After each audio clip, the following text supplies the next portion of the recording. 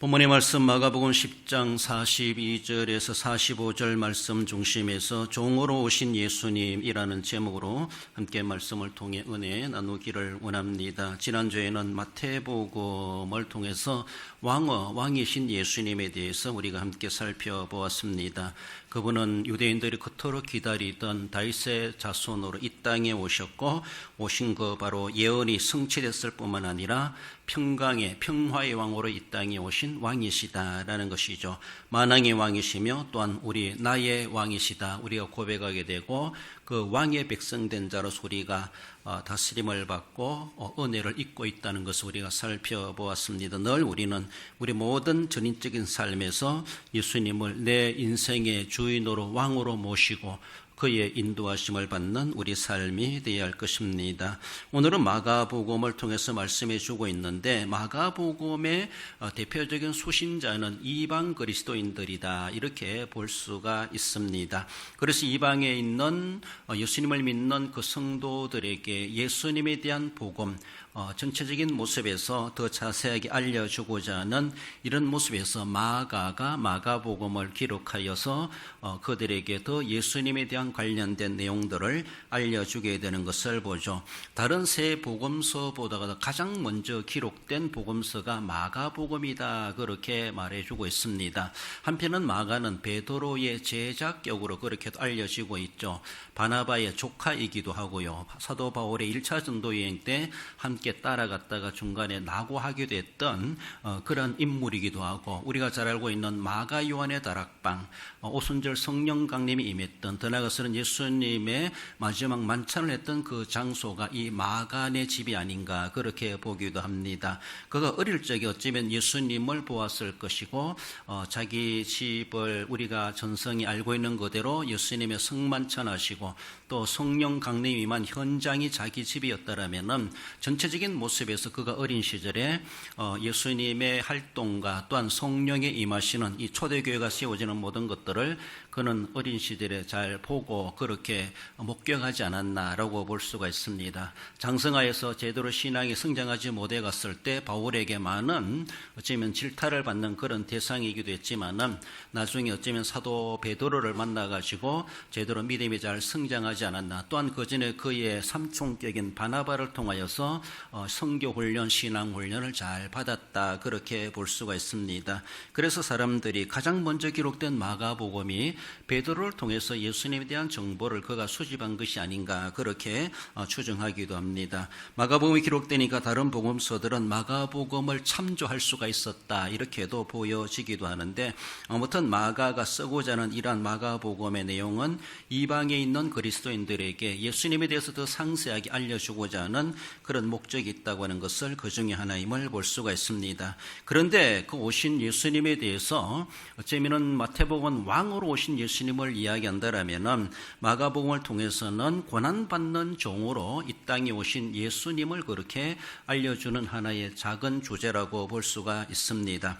그래서 어쩌면 역설적 미학이라고 하는데 겉으로 볼 때는 종과 같이 오고 형편없는 그런 신분의 모습을 가지고 있지만은 그 속에 숨겨진 진실을 발견하게 되고 그리고 예수님이 어떤 분이신가 강력한 그 정체에 대해서 전달하고자 하는 그런 모습에서 섬기는 자, 종으로 오신 예수님에 대해서 알려주면서 그는 진짜 우리의 정말로 세상에 계급적으로 이야기하는 것처럼 그런 그런 분이 아니라 높고 높은 위대하신 하나님이신데 우리를 위해서 그렇게 낮고 천한 가운데 그래서 천한 가운데 우리들을 아주 눈높이를 맞춰줘서 찾아오신 그리스도이시다라고 하는 것을 소개하면서 그렇게 낮은 자리에 있는 이방인이고 또 무할례자랄지라도 그들도 예수님을 아주 친근하게 그리고 쉽게 접할 수 있는 그런 분이시다라는 것을 소개해 주는 그런 의도가 있다는 것을 볼 수가 있습니다.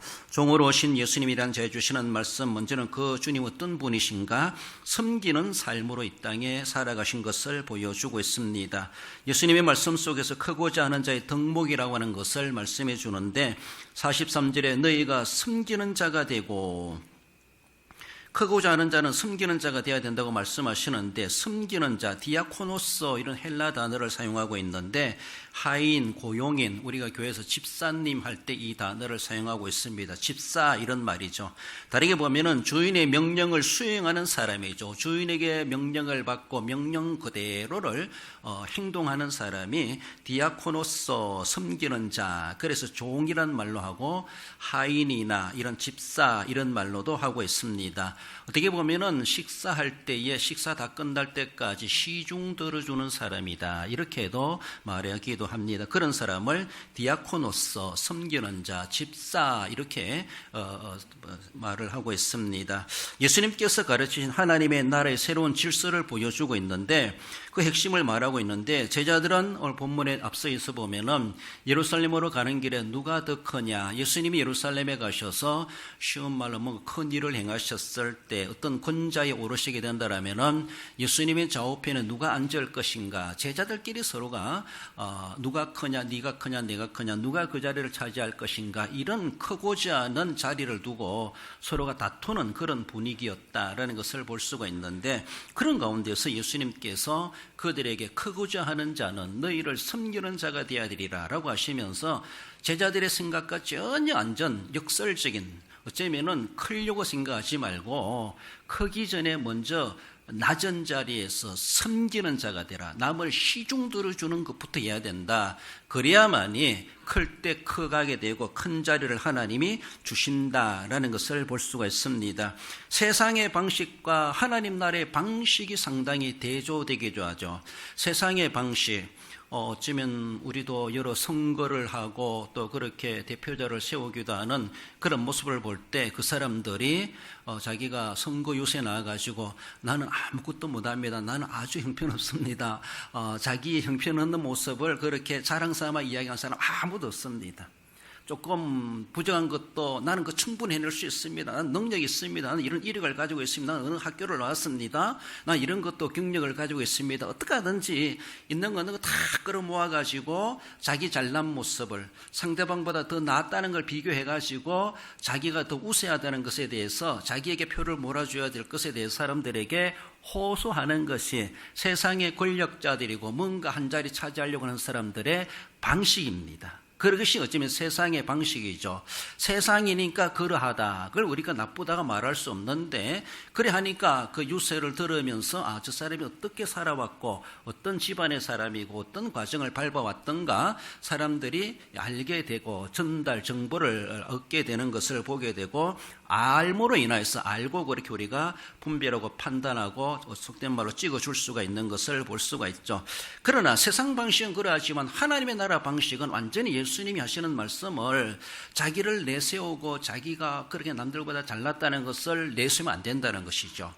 하나님 나라의 방식은 크고자 한다라면은, 높은 자리에 올라가려고 하면은, 오늘 예수님의 말씀은 너희를 섬기는 자가 되고, 그래서 만약에 하늘나라에서 큰 자가 되기 위해서 선거 유세를 한다라면은, 저는 이런 종사를 해봤고 이런 노예 생활도 해봤고 이런 고생도 해봤고, 이걸 막 자기의 이력으로 삼아가지고 도리어 그렇게 유세해야 되지 않겠는가, 이런 모습입니다. 그러니까 제자들이 생각하는 거 볼 때는 전혀 다르다는 것이죠. 세상 사람들의 세상의 방식과 하나님 나라의 방식이 너무나 대조된다는 것이죠. 이것이 바로 역설적인 미학이라는 겁니다. 역설적이라는 겁니다.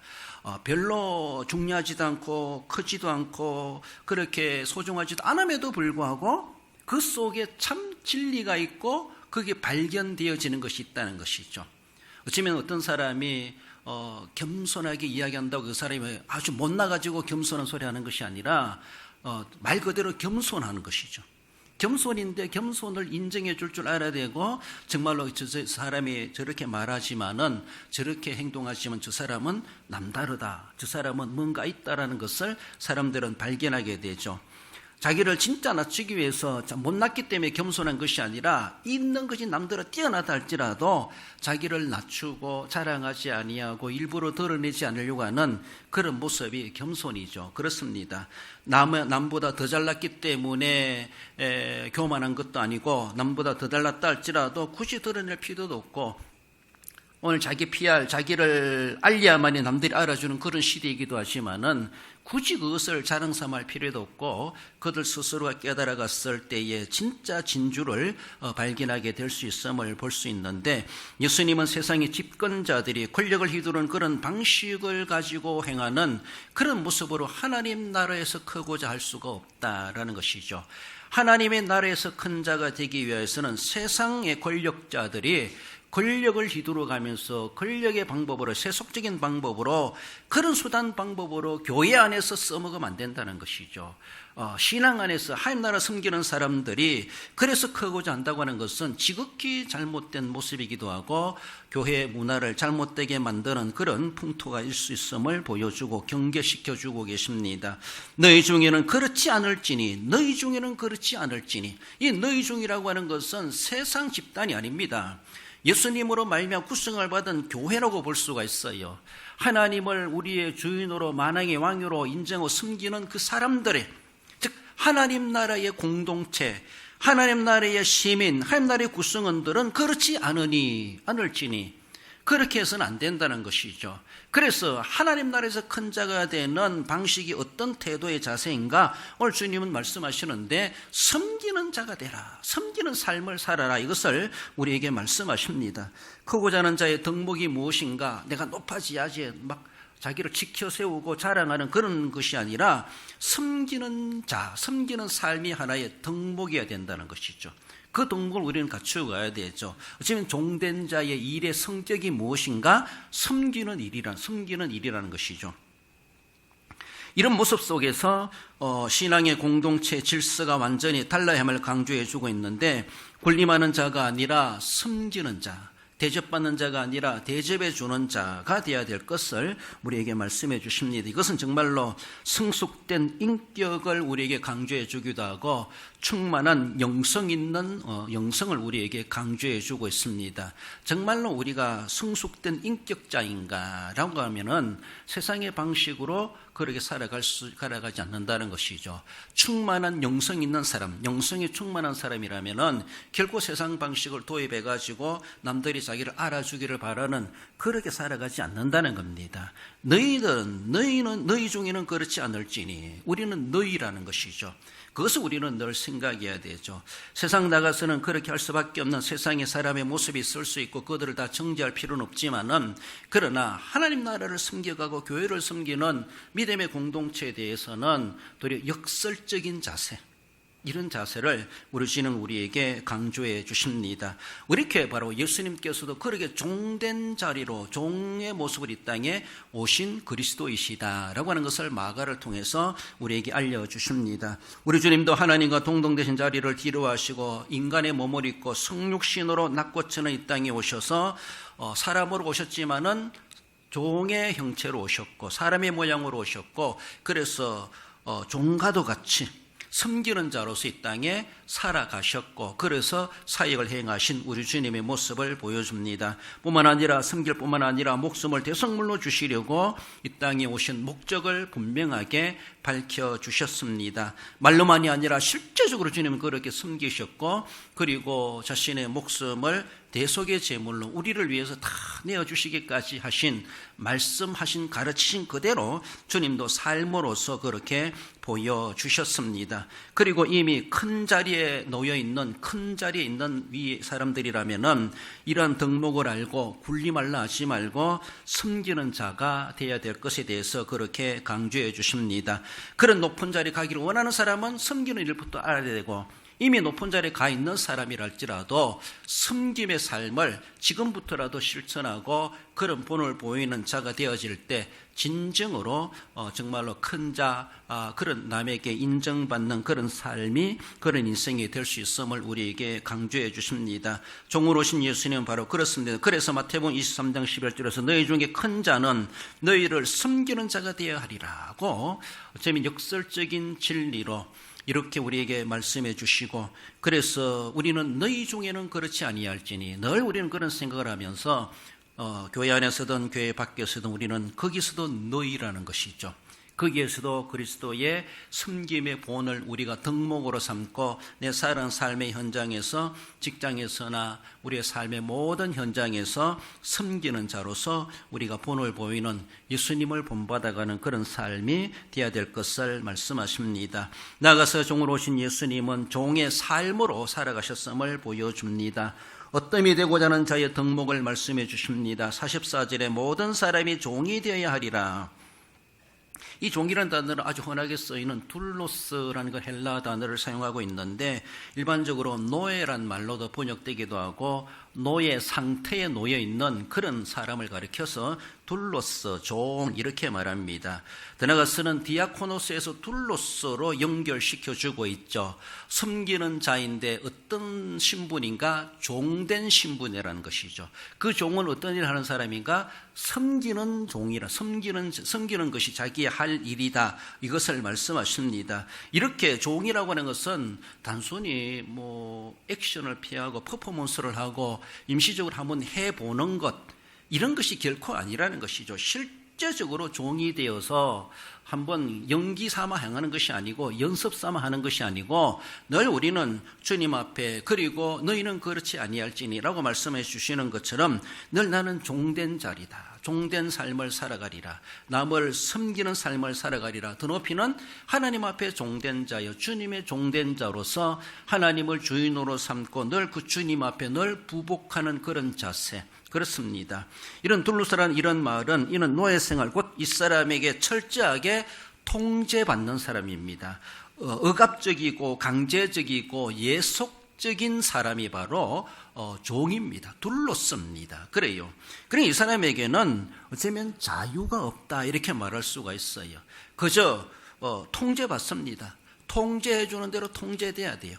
억압하면 억압을 받아야 됩니다. 강제적입니다. 그래요. 나아가서는 예속적입니다. 자기 혼자 자기 본방 살아갈 수 없어요. 자기는 분명히 어딘가 소속된 자입니다. 그래서 그 소속을 벗어날 수 없어요. 예속된 자입니다. 이런 예속적인 것을 강조해주고, 그런 가운데서 또 섬기는 삶을 살아가는 이런 종된 모습을 보여주고 있는데, 실제로 예로 들어본다면 이스라엘 백성들이 애굽에서 바로의 권세 아래 그렇게 400년 넘게 그렇게 종살이했던 그들의 삶의 모습을 이렇게 둘로스, 종살이한다, 억압받는다, 이런 모습을 말해주기도 합니다. 그리고 야곱이 에서가 받을 축복권을 가로채가지고 형을 피하여서 외삼촌 라반의 집에 가가지고 외삼촌 집에서 섬겨가는, 그 집에서 종살이하는 것처럼 종살이를 하죠. 그 자기가 라헬을 예뻐하기 때문에 라헬을 얻기 위하여서 자기 삼촌 라반에게 내가 그래서 7년간 종살이 하겠습니다. 자기가 이런 둘로스의 삶을 자기가 받아들입니다. 그러면서 한 여자를 자기 아내로 삼기 위하여서 완전히 자기가 노예가 되겠습니다 라고 하면서 라반의 집에서 반드시 쉬지 않고 그렇게 일만 하는 그런 모습에서, 애굽에서 이스라엘 백성이 종살이하는 것이나 야곱이 여삼촌 라반의 집에 가가지고 처가살이 하면서 적어도 20년 동안 그렇게 서름 당해가면서 종살이하는 거나 다를 바가 없는 그런 모습 속에서 둘러스 노예 상태, 노예 생활하는 그런 모습을 보여주고 있습니다. 어뜸이 되고자 하는 자는 이것부터 할 줄 알아야 된다는 것이죠. 이런 삶에서 하나님이 세워주실 때 어뜸이 될 수가 있다라는 것을, 하나님 나라의 이러한 방식을 우리 주님께서는 제자들의 그것을 가르쳐 주고 있습니다. 세상 방식과는 완전히 다르죠. 완전히 다릅니다. 그렇지만은 너희 중에는 그렇지 않을지니라고 우리에게 늘 말씀하시는 것처럼, 우리가 어디를 가든지 우리는 뭔가 달라야 되는데, 우리는 성별되어야 되는데, 우리는 세상 사람들과 똑같은 방식으로 해서는 안 되는데, 우리는 자꾸만이 화가 나면은 이성을 초월해가지고 너가 그렇게 했지 나도 그렇게 한다, 이러니까 세상 방식 그대로를 맞받아치는 그런 모습들이 우리에게 쉽게 일어납니다. 살아있는 존재이다 있고 감정적인 동물이다 보니까 그렇게 할 수 있어요. 그리고 우리가 그것을 잘 절제를 해야 되고 조절을 해야 되고 그럴 수밖에 없는 연약한 인간이지만은, 늘 우리 주님께서 우리에게 말씀해 주셨던 것처럼 너희 중에는 그렇지 않을지니, 늘 이 말씀 우리는 되새겨야 돼요. 너는 그러면 안 돼 라고 하는 것을 주님이 옆에서 성령을 통해서 우리에게 충고해 주고 계시다는 겁니다. 내가 말하는 것, 행동하는 것, 화내는 것, 감정 부리는 것, 이 모든 것들을 정말 성령께서 옆에서 내게 뭐라고 말씀하실까? 너희 중에는 그렇지 않을지니 너는 그렇게 하면 안 돼. 왜? 우리는 주님의 놀라우신 은혜를 입은 자입니다. 그리고 주님 안에서 어뜸이 되고자 큰 자가 될 수 있는 자이기 때문에 그렇습니다. 그러므로 그들과 함께 그들처럼 맞장구 치는 그런 삶이 되어서는 안 된다는 것이죠. 우리가 수요일 날도 살펴보겠지만은 한나가 본인한테 갈시를 당하고 어려움을 당하니까 그래 너 죽고 나 죽고 하자 하면서 어차피 난 이럴 거 없다 하면서 두 여자가 머리끼리 잡고 싸운 것이 아니에요. 한나는 그 문제를 가지고 하나님 앞에 나가서 토하지 않습니까? 이것이 성숙된 인격자입니다. 이것이 영성이 충만한 자의 대처입니다. 너희는 그렇게 하면 안 돼. 이걸 아는 한나라고 볼 수가 있습니다. 그래요. 일단 우리는 주님께서 말씀해 주시는 것은 종의 자리로 내려가거라. 이렇게 둘로스가 되더라. 둘로스가 되거라. 구약의 히브리어는 에베드이라는 단어를 사용하기도 하는데 사람은 누구나 높아지고자 하는 본능을 다 가지고 있습니다. 그리고 결코 높아지고자 하는 것은 나쁜 것이 아니에요. 우리는 뭔가 자꾸 진급하려고 하고 올라가려고 하고 더 높은 것을 향하여 도전해 가려고 하는 그런 자세는 우리에게 다 있습니다. 그리고 그런 욕구가 있어야 돼요. 그런 본능을 자꾸 살려낼 필요가 있습니다. 그러니까 도전하게 되고 공부하게 되고 또 경쟁력을 가지고 함께 힘쓰고 자신을 개발해 갈 수가 있습니다. 그것을 악의의 방법으로 나쁘게 이용하는 것이 잘못되어 있지만 그러나 선한 경쟁력을 가지고 내가 남보다 뛰어나고 또 높은 자리에 가려고 하는 것은 있을 수 있습니다. 필요합니다. 우리 믿는 사람들도 그렇게 할 수 있어야 돼요. 할 수 있으면 정치도 하고 경제도 하고 그리고 높은 자리에 CEO도 되고 누구를 다스릴 수 있는 그런 높은 자리에 가는 것은 다 필요합니다. 그런 본능과 욕구가 다 있습니다. 결코 나쁜 것이 아닙니다. 그러므로 이런 경쟁사회 속에서 우리는 자기의 능력을 개발해 가지고 남보다 뛰어난 실력을 발휘해 가서 그래서 거기에 스카웃되고 발탁되어지고 그 승승장구해 가는 그런 삶이 늘 돼야 되죠. 책을 읽다 보니까 우린 익숙함에 길들여진 사람이 있다 이렇게 말해요. 익숙함에 길들여진 사람은 변화가 없다는 거예요. 익숙함에 길들여진 사람을 가리켜서 나쁘게 말하면 게으른 사람이다 이렇게 말해요. 익숙한 것만 한다는 익숙한 것만. 그러니까 뭔가 도전심도 없고 모험심도 없고 위험 부담이 있다는 거기에는 성공이 보장되지 않는다는 것이죠. 뭔가 하려고 하면. 그러니까 익숙한 것에만 길들여져 가지고 익숙한 것. 그것을 더 다르게 말하면 그저 요거밖에 모른다는 거예요. 요거밖에. 그러니까 변화가 없고 성장이 없어요. 남들과 경쟁의 대상이 될 수가 없어요. 품질이 떨어져요. 그만큼 수준 낮다는 것이죠.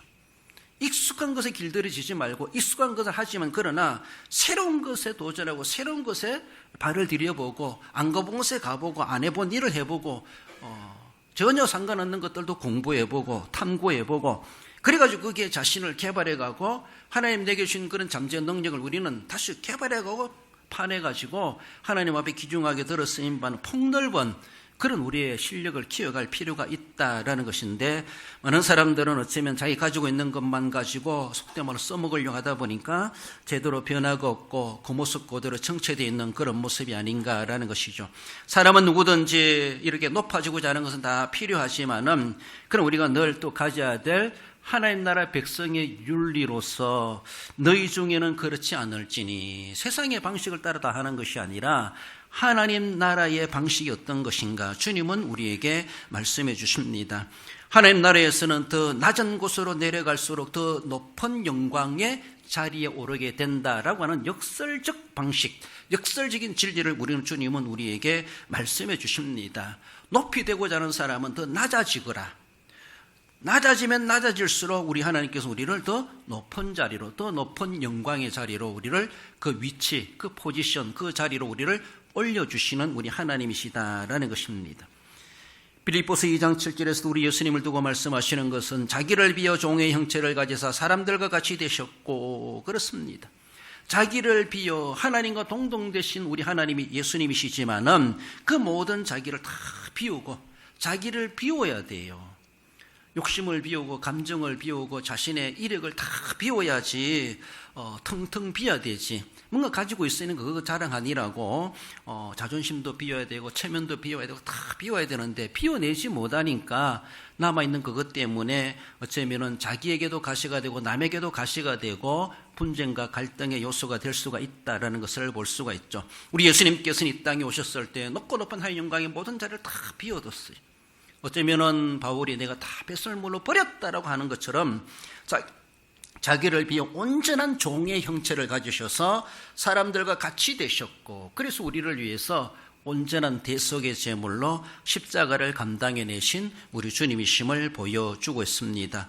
바울도 자신의 복음의 일꾼으로서 스스로 그런 말하기, 나는 복음의 일꾼된 자다. 난 복음에 섬기는 자이다. 나는 예수님의 종된 자이다. 난 예수님의 둘로서가 되었다. 예수님의 종이다 라고 하며 자기 스스로를 자기가 주님의 종된 자로, 그래서 사람들에게나 하나님 앞에 자기가 뭔가 잘난 것을 드러내면서 군림하려고 하는 것이 아니라 또 그 모든 배경을 가지고 도리어 섬기는 종된 자로서의 일에 동원되어지고 그렇게 사용되도록 해가는 그런 자세를 보여줍니다. 어쩌면 그래서 바울도 예수님을 닮아갔고 예수님께서도 종의 형체로 사람들과 같이 되어 오셔서 섬기는 일을 몸소 우리에게 보여주신 것을 마가복음을 통해서 보여주고 있습니다. 종은 철저히 섬기는 자로서 통제받고 억압되고 강제적이고 예속된 그런 예속적인 그런 부분이 바로 섬기는 자, 종된 자의 그런 모습을 보여주고, 스스로 우리 주님께서도 자신을 통제하고 억압하고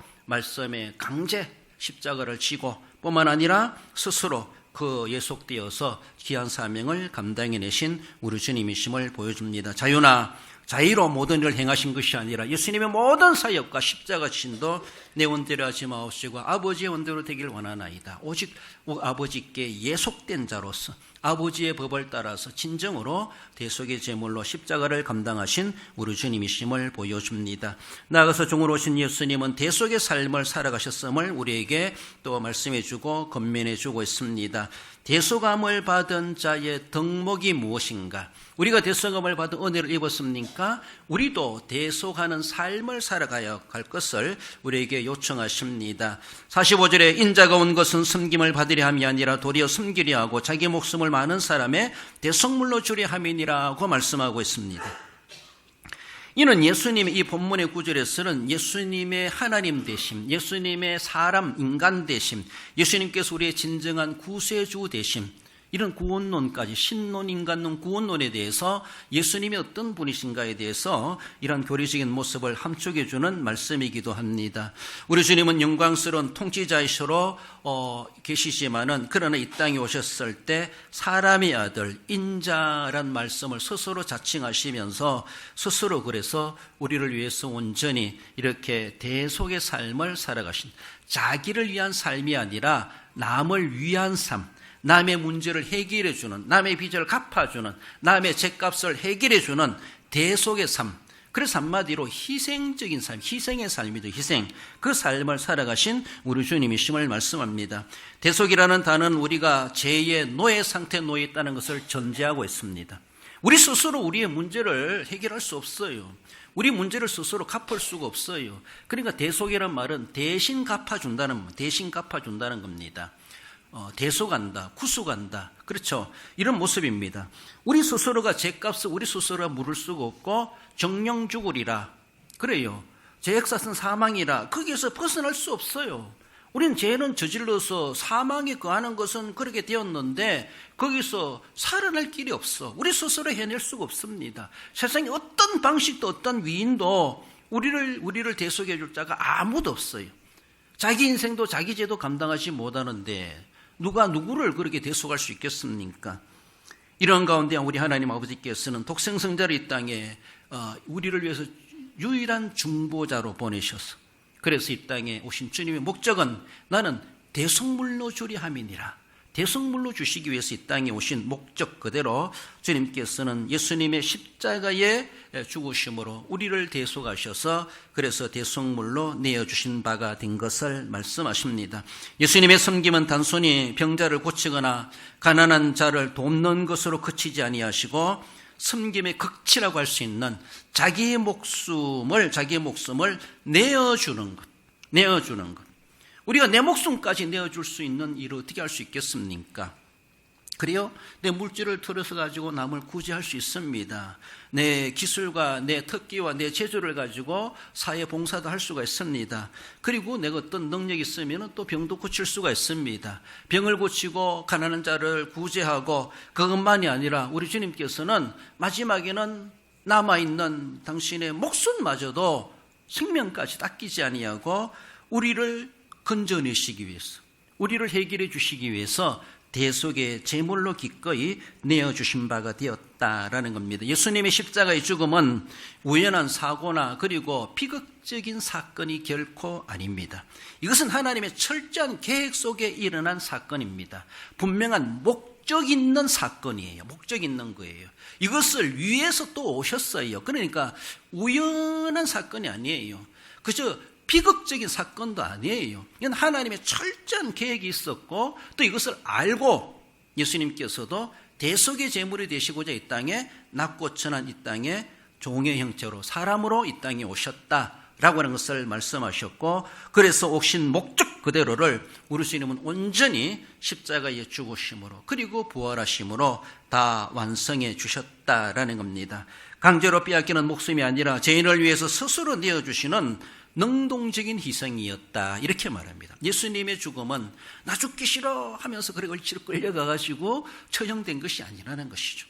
그래서 쉬운 말로 나 잡아가거라 라고 하며 스스로 때가 되어서 예루살렘으로 오셨고, 마귀가 옆에서 계속 유혹하고 시험하고 십자가를 거부하려고 하는 많은 장난이 있었지만은 더 피땀 흘린 기도를 통해서 마귀를 물리쳐내고 아버지의 뜻을 온전히 이루어내시는 능동적인 희생으로서 주님은 우리를 위해서 대속의 제물이 되셨다라는 겁니다. 대속하신 은혜를 입은 우리들이죠. 값없이 거저주신 하나님의 은혜, 우리는 아무런 공로 없이 그 놀라운 하나님의 대속의 은혜를 우리는 입은 자가 되었습니다. 그렇다면 우리는 우리의 섬김도 뭔가 강제로 억압해서 하는 것이 아니라 셀프 섬김이 될 수가 있어야 돼요. 셀프 종이 돼야 되죠. 더 나아가서는 셀프 희생, 대속하는 자, 남을 위해서 헌신하는 자, 남을 위해서 희생하는 자가 돼야 되죠. 뭔가 대가가 있어가지고 누군가 하라 해서 하는 것이 아니라, 우리가 물은 셀프입니다 이랬죠. 물은 영어로 셀프랍니다. 셀프입니다. 그래요. 또 반찬도 셀프 코너가 있어요. 자기 스스로 필요하면 가져가라는, 누가 가져가라서 하는 것이 아니고 누가 막는 것도 아니에요. 자기 자원에서, 우리로 볼 때 스스로 자원에서 기쁨으로 감사함으로 하나님 앞에 내가 섬기고 내가 스스로 종된 자리로 내려가고, 그리고 내가 아무런 대가 없이 남을 위해서 내어주고 양보하고 희생하기까지 할 수 있는 것. 우리 주님은 능동적인 그런 대속 제물이 되었다는 것을 우리는 늘 기억해 보며 대속의 삶을 살아가신 예수님을 마가는 오늘 우리에게도 소개해 주고 있습니다. 스스로 하는 것을 우리 주님 그토록 요구하시고 또 기뻐하시는 우리 하나님이십니다. 고린도후서 9장 7절에서도 인색함으로나 억지로 하지 말지니, 인색하다는 고통스럽게 한다는 거예요. 억지로 한다는 것은 강제로 한다는 겁니다. 그렇게 하지 말라는 것이죠. 주님의 일은 너희는 그렇게 하면 안 된다라는 것을 말씀하죠. 빌레몬서 1장 14절에서도 사도 바울이 빌레몬에게 오네시모를 받아주기를 바라면서 너의 선한 일이 억지같이 되지 아니하고 자의로 되게 하리 함이라 라고 하며 빌레몬에게 편지를 쓰면서 오네시모가 많은 피해를 줬지만 그러나 이 빌레몬아, 너의 성숙된 인격으로 충만한 영성으로, 그런 못돼 먹은 빌레몬이지만 그러나 형제로 받아주면 좋겠다. 내가 강제로도 요구할 수 있지만은 그것이 아니라 그것보다도 너의 선한 일이 억지같이 되지 아니하고 자의로 되게 하리 함이라 라고 하며 친근한 편지를 써 보내면서 그를 설득하고 있는 모습. 그래서 자의로 하라, 억지로 하지 말고, 선행은 억지로 하지 말고 자유로 하는 것이죠. 예배나 기도나 찬송이나 헌금이나 주님을 섬겨가는 모든 일을, 선교나 구제나 전도하는 모든 일들도 하기 싫은데 목사님 허락해서 어쩔 수 없어 이런 것이 아니라, 제가 왜 허락합니까? 하나님이 허락하시고 주님이 허락하신 것이지. 그러니까 주님이 그렇게 허락하시고 억지로도 십자가 지어야 되겠지만은 할 수 있으면은 인색함으로나 억지로 하지 말고 너의 선한 일이 억지같이 되지 아니하고 자의로 하기를 하나님은 기다리신다는 것이죠.